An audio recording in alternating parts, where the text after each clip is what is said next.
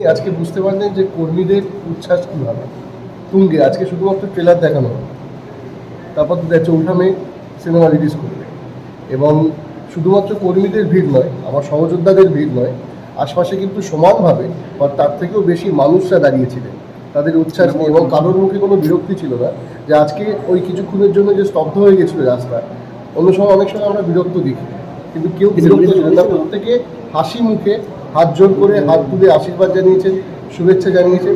এটাই আমাদের কাছে একটা চরম প্রাপ্তি, এবং আগামী দিনে এটাই বিশ্বাস রাখবো, প্রার্থনা করবো যে আশীর্বাদ স্বরূপ সেটা ভোট বক্সে তার প্রতিফলন করে, এবং আমরা আরও একবার চতুর্থবার আমাদের মাননীয় মুখ্যমন্ত্রী মমতা বন্দ্যোপাধ্যায়কে আমাদের বাংলার মসনদে পাবো।